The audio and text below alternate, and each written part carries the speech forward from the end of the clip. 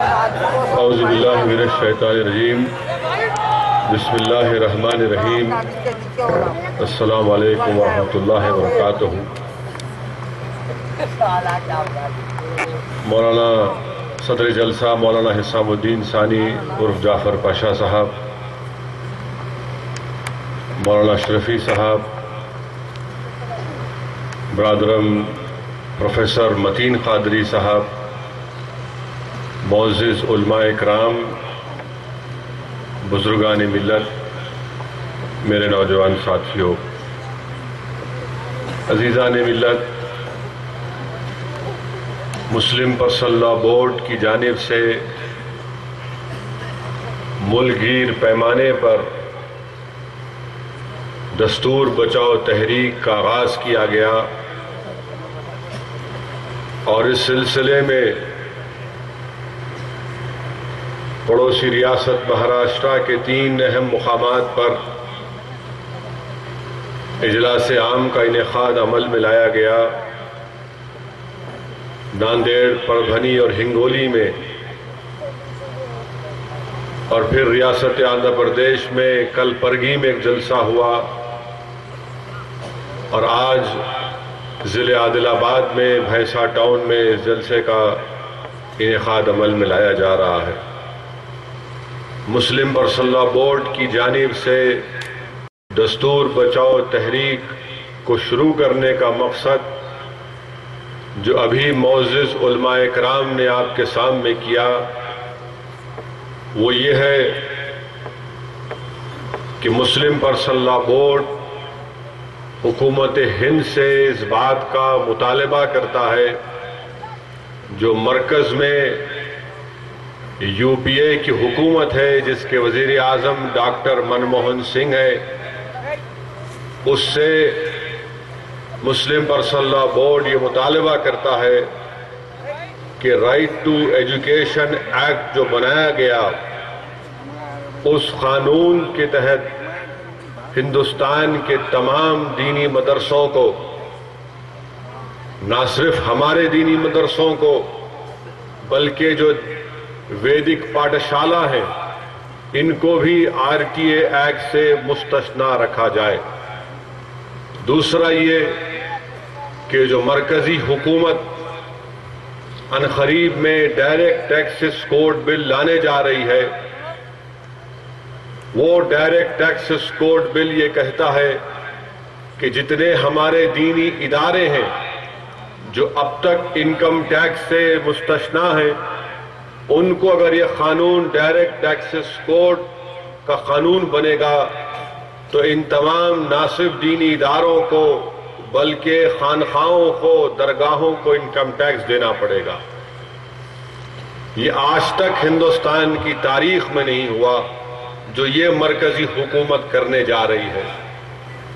تیسرا پوائنٹ یہ کہ جو وقف کا بل جلد بازی میں ہندوستان کی پارلیمنٹ لوک سبھا میں لایا گیا، اور لوک سبھا میں صرف دوپہر میں آدھے گھنٹے کے اندر اس بل کو پاس کر دیا گیا۔ مسلم پرسنل لاء بورڈ نے احتجاج کیا، اور جب یہ بل راجیہ سبھا میں آیا تو مسلم پرسنل لاء بورڈ نے مرکزی حکومت سے نمائندگی کی۔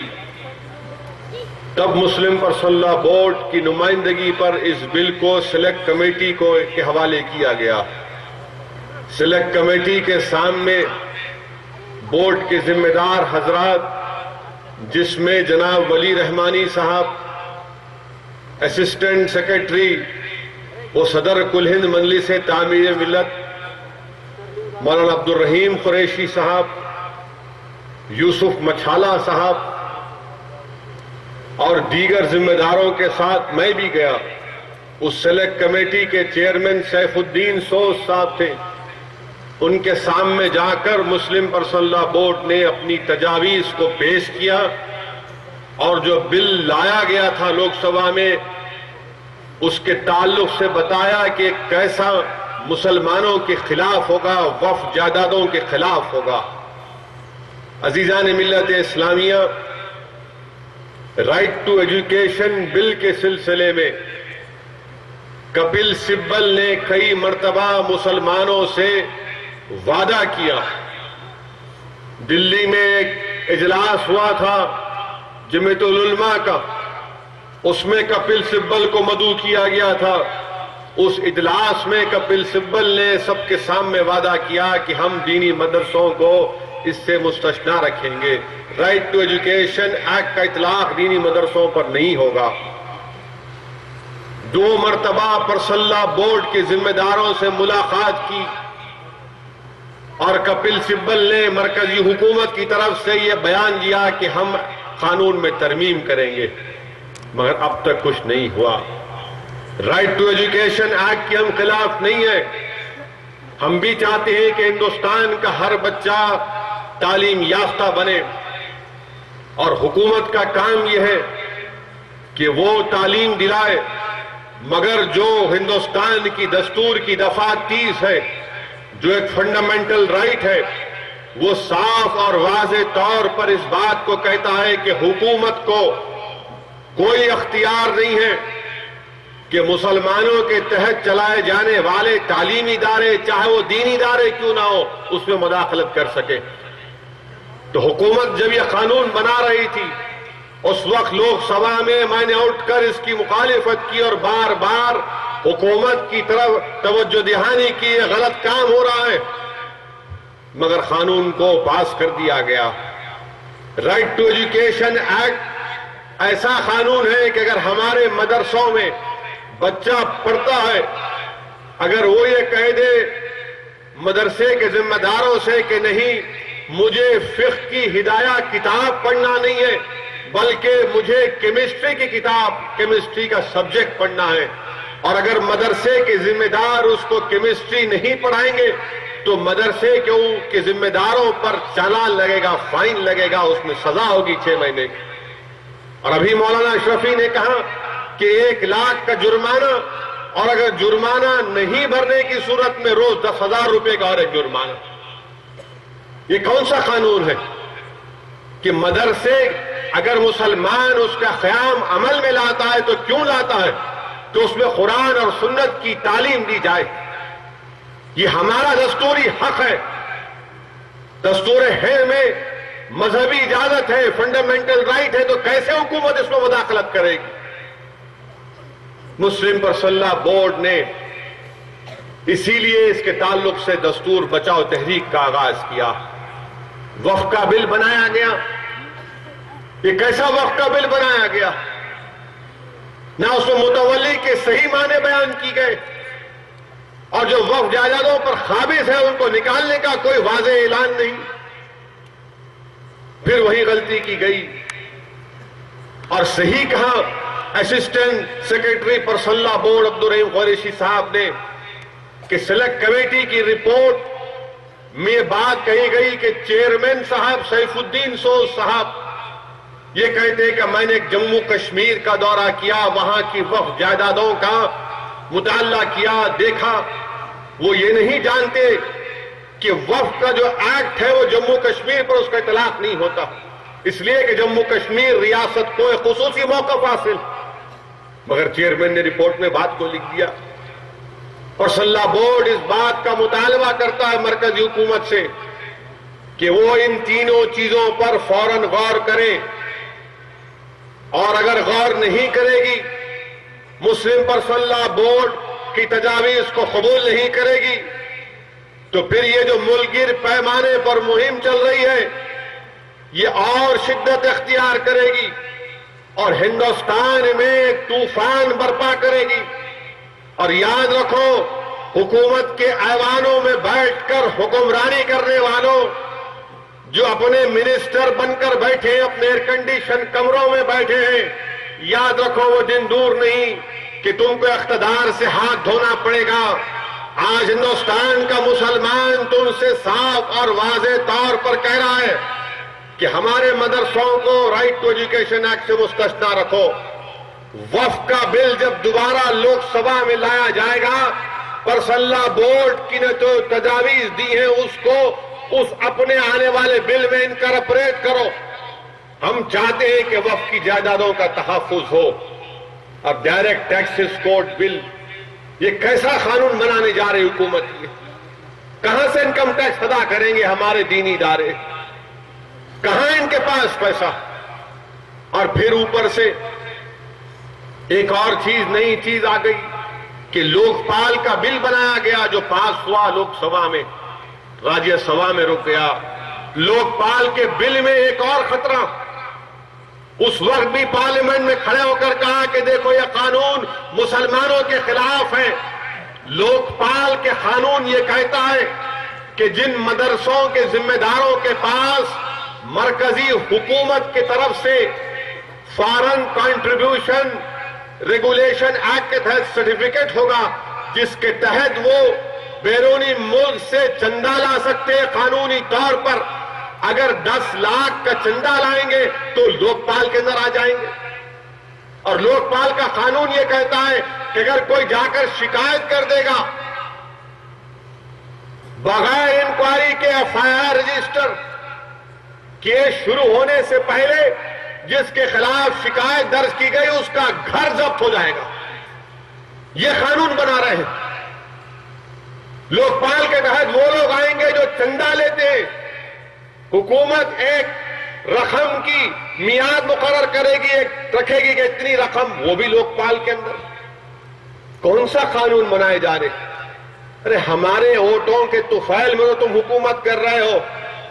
اگر ہندوستان کے 14% مسلمان تمہارا ساتھ نہیں دیتے تو تم وزیر اعظم تو چھوڑو، تم 100 سیٹ بھی کراس نہیں کر سکتے تھے لوک سبھا میں، مگر ہم نے تم کو ووٹ دیا اور تم ہم سے یہ صلہ کر رہے ہو، صلہ دے رہے ہو۔ مرکزی حکومت کو چاہیے کہ فوراً اس بات کا نوٹ لیں۔ اور میں تو پھر سے کہہ رہا ہوں کہ آل انڈیا مسلم پرسنل لا بورڈ کے ذمہ داروں کو صدر پرسنل لا بورڈ کی قیادت میں اتر پردیش کے اہم مقامات پر جلسے کرنے چاہیے۔ جب اتر پردیش میں پرسنل لا بورڈ کے جلسے ہوں گے تو وہیں پر کانگریس میں جو غرور کا بخار آ چکا ہے یہ بخار وہیں اترے گا۔ شہزادے بہت پھر رہے اور شہزادے کا خواب یہ ہے کہ میں وزارت عظمیٰ کے عہدے پر آ جاؤں۔ شہزادے تم مسلمانوں کو جب تک ساتھ نہیں لوگے تمہارا خواب خواب ہی رہے گا، اور اللہ نے ہم کو اتنی طاقت دی ہے کہ ہم تمہارے خواب کو چکنا چور بھی کر سکتے ہیں، اور اگر ہمارے مسائل کو حل نہیں کیا جائے گا تو یقیناً ہم تمہارے خواب کو چھوڑو تمہارے پارٹی کے خواب کو بھی پورا ہونے نہیں دیں گے۔ یہ کون سا قانون بنانے جا رہے ہیں؟ اور دوسری اہم بات عزیزان ملت کہ ایک گستاخ رسول کو ہندوستان آنے کی دعوت، سلمان رشدی کا کیا رہے؟ اتنی محبت کیسے پیدا ہو گئی؟ یہ گستاخ رسول جے پور کے لٹریری فیسٹیول میں اس کو آنے کی دعوت، اور لٹریری فیسٹیول کرنے والے کہتے ہیں کہ فریڈم آف ایکسپریشن ہمارے کو پورا اختیار ہے کہ ہم وہ بات کہہ سکے، نہیں کہہ سکتے۔ ہندوستان کا دستور کی دفعہ 19 جو فریڈم آف ایکسپریشن کی ضرور بات کرتی ہے، مگر وہیں پر 19(2) کیا کہتا ہے کہ یہ فریڈم مکمل فریڈم نہیں ہے، اس پر پابندی ہے۔ انڈین پینل کوڈ کا 153 AIPC کیا ہے؟ 295 AIPC کیا ہے؟ CRPC کا سیکشن 95 کیا ہے؟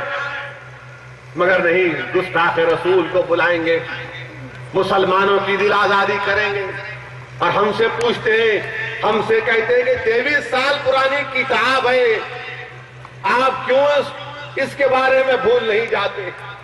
یاد رکھو جو ہم سے کہہ رہے ہیں کہ سلمان رشدی کی کتاب کو بھول جائیں، 23 سال اگر ہو چکے تو ہو چکے، 200 سال بھی اگر ہو جائیں گے، جب تک یہ دنیا باقی رہے گی ہندوستان کا غیور مسلمان گستاخ رسولوں کو کبھی نہیں بھولے گا۔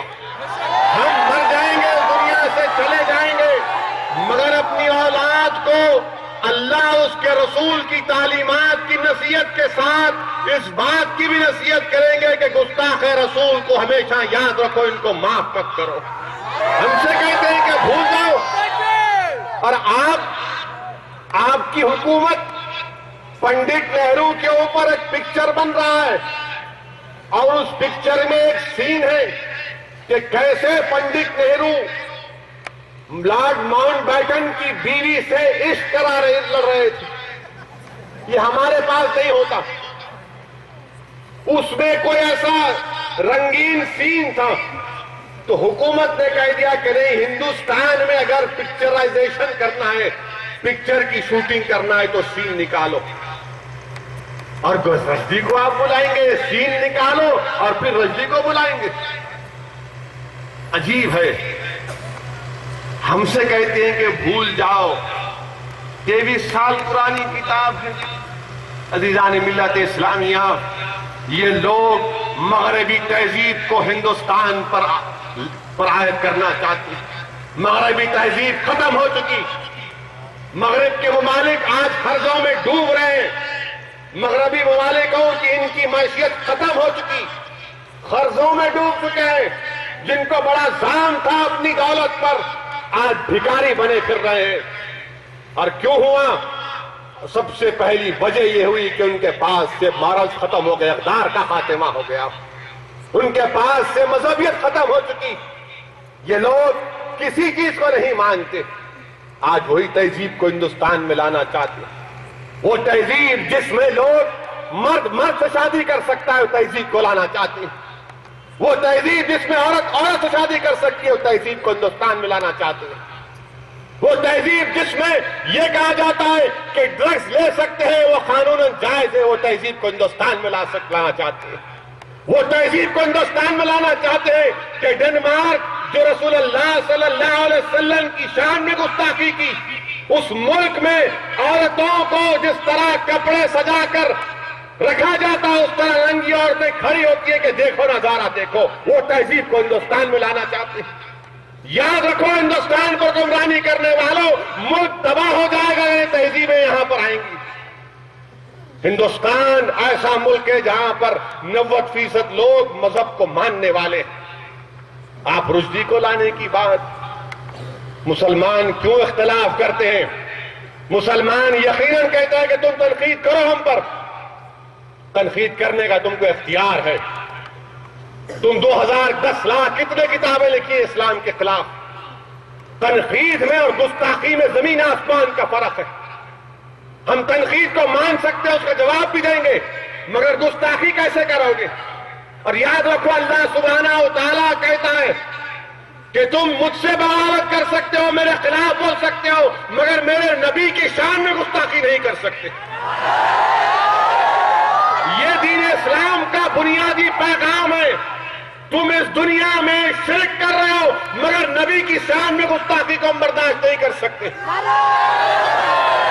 اور دین اسلام مسلمانوں ہم کو کیا تعلیم دیتا ہے کہ مکہ فتح ہوا، رسول اللہ صلی اللہ علیہ وسلم فاتح مکہ بن کر جب مکے میں داخل ہوتے ہیں تو میرے آقا دو عالم صلی اللہ علیہ وسلم کی نظریں نیچی ہیں۔ رسول اللہ صلی اللہ علیہ وسلم رحمت للعالمین، اشرف الانبیاء، امام الانبیاء اپنی نظریں اٹھا کر نہیں دیکھتے، اس لیے کہ کہیں لوگ شرمندہ نہ ہو جائیں ان کو آپ کو دیکھ کر۔ مگر وہیں پر رسول اللہ صلی اللہ علیہ وسلم صحابہ اکرام سے فرماتے ہیں کہ جہاں کہیں بھی اپنے قتل ملے گا اس کا کام تمام کر دو۔ جہاں کہیں بھی صحابہ کرام دعا کرا کے کہتے کہ یا رسول اللہ، یہ شخص جو گستاخی کرتا تھا آپ کی شان میں، آپ نے حکم فرمایا کہ جہاں کہیں بھی ملے اس کا کام تمام کر دو۔ صحابہ کرام آ کر فرماتے ہیں یا رسول اللہ، وہ اپنے آپ کو کعبہ شریف کے خلاف میں چھپا دیا ہے، کیا کریں؟ حکم ہوا کہ اس کا کام وہاں پر کر دو۔ جس جگہ پر مچھر کو مارنے کا، مکھی کو مارنے کا حکم نہیں ہے، رسول اللہ صلی اللہ علیہ وسلم نے فرمایا کہ اس کا کام تمام وہاں پر کر دو۔ اور ہم سے کہتے ہیں کہ سلمان رشدی، ارے یہ شیواجی کے خلاف کتاب آئی تو پابندی، وہ کیا تھا؟ کئی کتابیں، رامائن کے نام سے کتاب آئی، دلی یونیورسٹی کے سلیبس میں کتاب تھی، جس میں اس نے یہ لکھ دیا، میں نہیں جانتا، میں تو یہ رامائن کا ایکسپرٹ نہیں ہوں، اس میں لکھا کہ سیتا راون کی بیٹی تھی۔ آپ نے نکال دیا کتاب کو۔ کیوں نکالا آپ نے کتاب کو؟ اگر کوئی جا کر یہ برطانیہ یا امریکہ جو کہتے ہیں فریڈم آف ایکسپریشن، جو ساری دنیا کو درس دیتے ہیں فریڈم کا، اور ان کے ہی خود ملک میں کیا قانون ہے برطانیہ امریکہ میں، اگر کوئی برطانیہ امریکہ میں کھڑے ہو کر یہ کہہ دے کہ یہودیوں کا قتل ہٹلر نے نہیں کیا تو جرم ہے، جیل کو بجا دیں گے آپ۔ کیوں جرم ہے؟ کیا یہ فریڈم آف ایکسپریشن نہیں ہے؟ اگر تو امریکہ میں کھڑے ہو کر کہہ دے کہ نہیں 9/11 کا واقعہ نہیں ہوا، کسی اور نے کیا تو جرم ہے۔ فرانس میں جو برقعے پر پابندی عائد کر دی، اگر فرانس میں کہہ دے کوئی کہ ترکوں نے آرمینین عیسائیوں کا قتل نہیں کیا تو یہ جرم ہے۔ مگر یہاں پر نہیں، سلمان رشدی کو مان لو، ہم نہیں مان سکتے۔ حکومت ہند کا کام یہ ہے کہ اس کو روکیں۔ کل وہ اگر جے پور میں ویڈیو لنک کے ذریعے اگر خطاب کرے گا تو راجستھان کی حکومت کو چاہیے کہ روکے اس کو۔ اگر نہیں روکیں گے، گہلوٹ کی حکومت نہیں روکے گی، تو اشوک گہلوٹ تم تیار ہو جاؤ، تم تیار ہو جاؤ۔ راجستھان کا ایک بھی غیور مسلمان اس جماعت کا ساتھ نہیں دے گا جو گستاخ رسول کے چہرے کو بھی دکھائے گی۔ گوپال گڑھ کی مسجد میں گولیاں چلائی تمہاری حکومت، گولیاں چلائی مسجد میں، 12 مسلمان شہید ہو گئے، اور کل گجرات میں، راجستھان میں رشدی کی کتاب جس پر ہندوستان نے پابندی عائد کی، اس کے اقتصابات پڑھ کر سنا کر یہ چاروں کے چاروں رائٹر یہ بزدل بھاگ گئے۔ اگر ہم کرتے تو اب تک کتنے گرفتار ہو جاتے؟ مسلمان کرتے تو پورا گھر، پورا خاندان، محلے کو چھاؤنی بنا دیا جاتا۔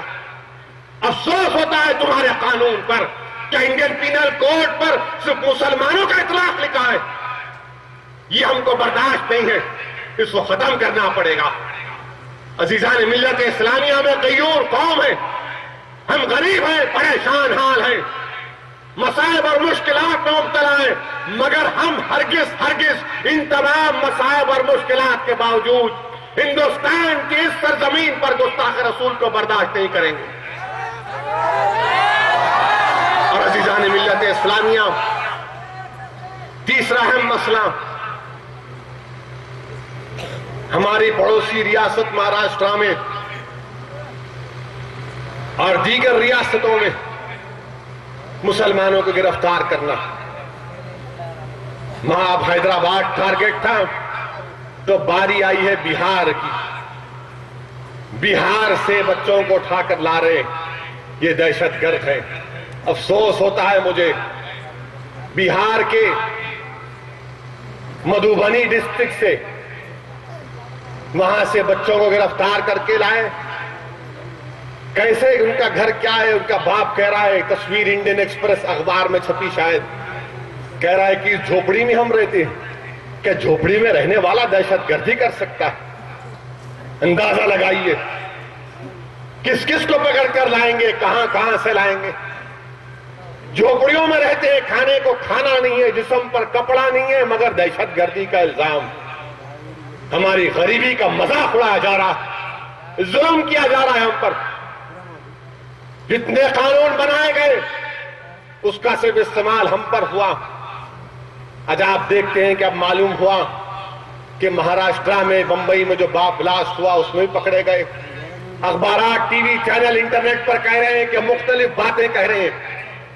عزیزان ملت اسلامیہ، اس پر بھی ہم تمام کو مل کر اجتماعی طور پر ایک ٹھوس اقدام کرنے کی ضرورت ہے۔ الحمدللہ آندھرا پردیش میں ہم تمام کے اتحاد کی وجہ سے، ہم تمام کی سیاسی طاقت کی وجہ سے کانگریس کی حکومت کو مجبور ہونا پڑا، اور جن ظالم پولیس کے لوگوں نے مکہ مسجد اور لمبنی کے بم بلاسٹ کے بعد جن مسلم بچوں کو گرفتار کیا تھا، ان کو حکومت کو معافی مانگنا پڑا، چیف منسٹر کو، اور ان بچوں کو کمپنسیشن دینا پڑا۔ یہ ہمارے مسلمانوں کا اتحاد کی کامیابی۔ ہم متحد تھے تو حکومت کو مجبور کر دیا۔ اگر مہاراشٹر کا مسلمان متحد ہوگا تو یقیناً حکومت کو گھٹنے ٹیکنا پڑے گا۔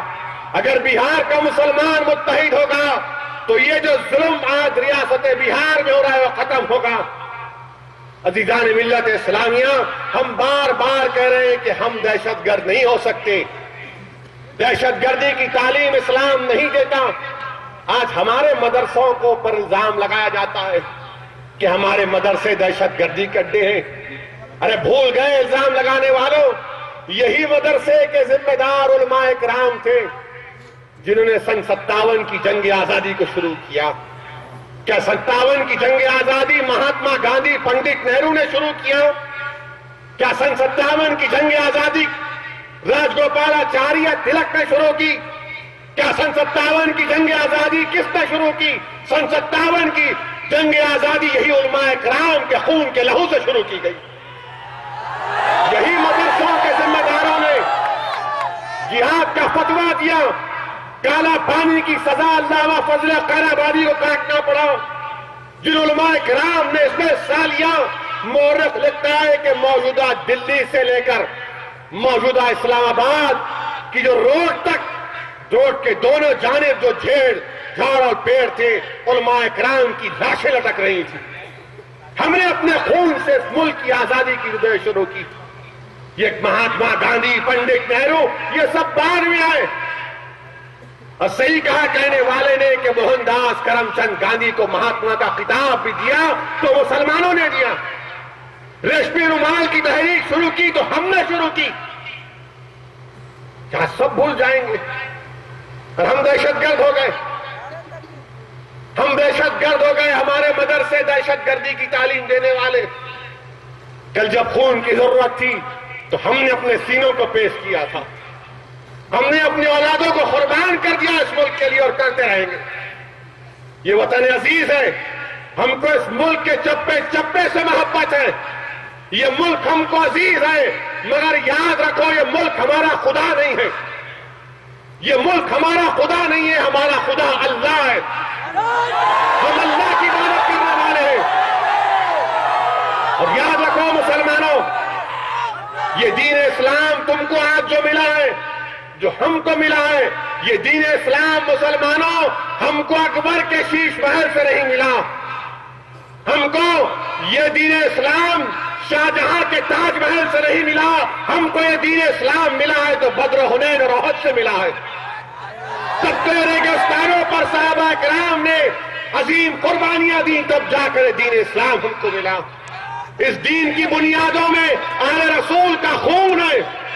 اس دین کے لیے عباس علمبردار نے اپنے بازو کو قربان کر دیا۔ اس دین کی سربلندی کے لیے فاروق اعظم نے، عثمان غنی نے، حضرت علی نے اپنی جان کی عظیم قربانی پیش کر دی، تب جا کر یہ دین ہم کو ملا۔ اس دین کی حفاظت کرنے کے لیے تیار ہو جاؤ نوجوانوں۔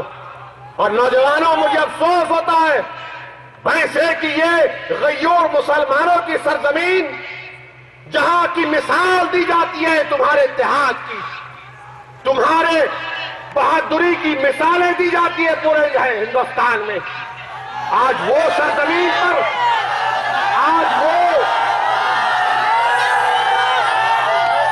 وہ بھینسے کی سرزمین پر کیا ہو گیا نوجوانوں کو؟ نوجوانوں، تم پر افسوس ہو رہا ہے مجھے، کیا ہو گیا تم لوگوں کو کہ تم اپنے گھر کی بچیوں کو چھوڑ کر اغیاروں کی بچوں کو لے کر بھاگتے ہو؟ شرم ہے تم پر؟ کیا کر رہے ہو نوجوانوں؟ تمہارے گھر میں تمہاری بہنیں بیٹھی ہوئی ہیں، شادیاں نہیں ہو رہی ان کی، ہماری بچی دوسروں کے ساتھ بھاگتی ہے، یہ کیا ہو رہا ہے؟ اس کو ختم کرنا پڑے گا۔ نوجوانوں، تم اپنے بہنیں ہیں تمہاری گھر میں، تم اپنے بہنیں ہیں، ان کے نکاح کراؤ، اپنے بھائی اپنے رشتہ دار کی بچیوں سے نکاح کرو، میری سردار ماں بہنوں، اپنی بچیوں کو کنٹرول کرو. ہم اس دین، یہ دنیا ہمارے لیے سب چیز نہیں ہے، دنیا ختم ہونے والی ہے. دین چھوڑ کر اخیاروں کا دین اختیار کرنا یہ مایوس بات ہے. مجھے افسوس ہوتا ہے جب سنا کہ بھینسے کی سرزمین پر ایسا ہوا. کسی اور جگہ پر ہوتا تو سمجھ سکتا، مگر بھینسے کی سرزمین پر نہیں ہو سکتا. کیسے ہو گیا بھینسے کی سرزمین پر یہ؟ ہم دوڑے دوڑے آتے ہیں. جابر احمد نے کہا 2008 میں کہ بھینسے میں فساد ہوا تو رات کے اندھیرے میں اکیلا دوڑ کر آیا تمہارے درمیان میں. اور افسوس کیا ہوتا ہے کہ یہاں پر یہ ہوتا ہے. کیسے ہو رہا ہے یہ؟ عزیزان ملت، یہ شرم کی بات ہے، افسوس کی بات ہے کہ ہمارے بچیاں اغیاروں کے ساتھ بھاگتی ہیں، ہمارا نوجوان اغیار کو لے کر بھاگتا ہے. تم کوئی اچھا کام نہیں کر رہے، تم کوئی اچھا کام نہیں کر رہے ہو. بچہ بچی کو لے کر بھاگتا ہے. کل تم باپ بنو گے تو کل تم ماں بنو گے. کیا تم بھی چاہو گے کہ تمہاری اولاد بھاگ جائے؟ کیا تم بھی چاہو گے کہ تمہاری بیٹی بھاگ جائے؟ کیا تم بھی چاہو گے کہ تمہارا بیٹا بھاگ جائے؟ تم غیروں کے سامنے کیا چہرہ دکھاؤ گے؟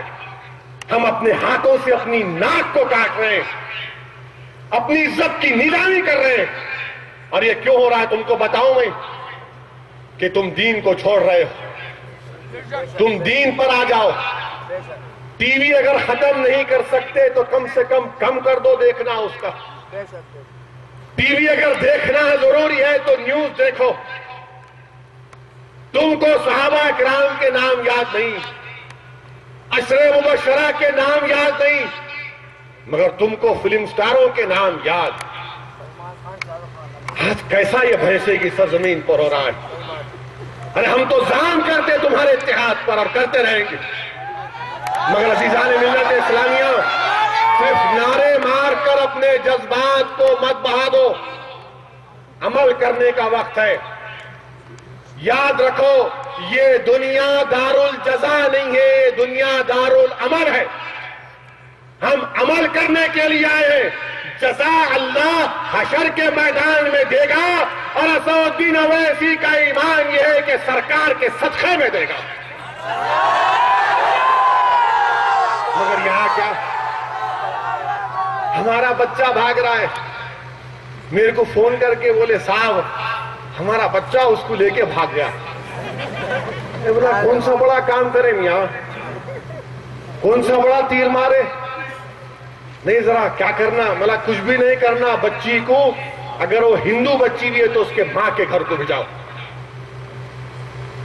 اگر کوئی ہندو بچہ بھی ہے تو اس کے گھر کو بھیجاؤ. کیا تم ذرا سوچ سکتے ہو جو ماں 9 مہینے تم کو اپنے پیٹ میں رکھی، چاہے وہ بچی اور بچہ کیوں نہ ہو، اور جب تمہاری شادی کا معاملہ آتا ہے تم بھاگ جاتے ہو؟ تم کیا خدمت کرو گے ان ماں باپ کی؟ تم جو اپنے گھر کے نہیں ہوئے تم دین کے کیا ہوگے؟ تم اگر گھر کے ہوگے تو دین کے محافظ بنو گے. یہ بھینسے میں جو ہو رہا ہے اس کا خاتمہ ضروری ہے. اللہ سلامت رکھے یہاں کے علماء اکرام کو کہ ہر روز علماء اکرام نے جلسے کیے، اپنے جمعے کے وعظوں میں لوگوں کو سمجھایا. ویسے کہ میرے غیور مسلمانوں، اسد الدین اویسی تم سے بھیک مانگتا ہے کہ یہ شیطان کا راستہ چھوڑ دو، صراط مستقیم پر چلو. صراط مستقیم پر چلو، اسی پر کامیابی ہے. ورنہ یاد رکھو تباہ و برباد ہو جاؤ گے، تباہ و برباد ہو جاؤ گے. اس چیز کو روکنا ضروری ہے. اور آخر میں عزیزان ملت، ہمارے ملک میں کرپشن کے خاتمے کے لیے مولانا اشرفی نے اچھا کہا. اس سے ہم کو مسلمانوں کو ایک مثال دینا ہے، ایگزامپل ہے. کیا ہے کہ ایک 70 سال کا بوڑھا دلی میں بھوک ہڑتال بیٹھا تو ڈاکٹر منموہن سنگھ پریشان ہو گئے، کانگریس کی حکومت پریشان ہو گئی، قانون بنانے لگے، کرپشن کا خاتمہ کرنا ہے. یہ انا ہزارے، ارے عجیب ہے حکومت کرنے والے. کوئی 4 دن کی بھوک ہڑتال بیٹھا، پھر بعد میں کوئی 10 دن بیٹھا. میں 10 دن کی جو بھوک ہڑتال بیٹھا دلی کے رام لیلا گراؤنڈ میں وہاں کے ڈاکٹر سے فون کر کے پوچھا ذرا یہ تو بتاؤ کہ 10 دن میں کتنا وزن اترا؟ تو ڈاکٹر ہنس کے بولا کہ نہیں اتنا ہی تھا، کم نہیں ہوا. ارے میں بولا ہم 30 دن روزہ رکھتے، رات میں افطار بھی کرتے، ہمارا تھوڑا وزن کم ہوتا. اب تو نوجوانوں کا بڑھتا ہے رمضان میں وزن، رات بھر حلیم کھاتے، مگر انا کا وزن کم نہیں ہوا. یہ بڑا معجزہ ہے، ایک عجیب و غریب، سمجھ میں نہیں آیا ہے کون سے کشف و کرامات ہیں. 8-9 دن بھوک ہڑتال بیٹھے تو وزن کم نہیں ہو رہا، وہ بھی 70 سال کے ضعیف آدمی کا. ایسا دکھ رہا تھا اندر جا رہے تو کچھ دال لے کے آ رہے. نہیں کیا ہو گئی، میں جا رہا ہوں ذرا بیت الخلا کو، وہاں دال لے رہے ہوں گے، کیا ہے اللہ کو معلوم. عجیب و غریب ہے. ہم تو لیفٹ لیگ پیر ڈالتے پہلے ٹوائلٹ میں بیت الخلا میں، دعا کر کے جاتے اللہ بچا ہم کو. ان کے پاس کچھ بھی نہیں ہے، وزن ہی کم نہیں ہوا. حکومت ڈر گئی، قانون لا لیے کرپشن کا. اگر مسلم پرسنل لا بورڈ، ملک کی ذمہ دار مسلم تنظیمیں ایک فیصلہ کر لیتی ہیں مسلمانوں کے لیے اور کہتی ہیں کہ ہم دلی میں بیٹھ جائیں گے جا کے، تو یقیناً انشاءاللہ تعالی حکومت کو ہماری بات سننے پر مجبور کر دیں گے. مگر عزیزان ملت اسلامیہ، ہم کو متحد ہونے کی ضرورت ہے. اس جلسے کے ذریعے جو علماء کرام نے آپ کو پیغام دیا اس پر عمل کریے، کوشش کریے، اللہ سبحانہ و تعالیٰ اس میں آسانی پیدا کرے گا. مگر عمل کرنے کا ارادہ تو کر کے اٹھو کم سے کم، اور یہ فیصلہ کرو کہ پرسنل لا بورڈ جس باتوں کا مطالبہ کر رہا ہے، اگر مرکزی حکومت ان مطالبوں کو قبول نہیں کرے گی تو ہم 2014 میں ایک اہم سیاسی فیصلہ کریں گے. عزیزان ملت اسلامیہ، یہی چند اہم گزارشات مجھے آپ تک پہنچانا تھا. اب صدر جلسہ مولانا حسام الدین ثانی جعفر پاشا صاحب کا خطاب ہوگا، اور ہمارا یہ اخلاقی فریضہ بھی ہے اور یہ ادب ہمارا یہ ہے کہ ہم صدر جلسہ کی تقریر کو، ان کے بیان کو اسی طرح بیٹھے رہے اور سنیں، اور اس کے بعد انشاءاللہ تعالی جلسے کا اختتام ہوگا. وآخر الدعوانا الحمدللہ رب العالمین.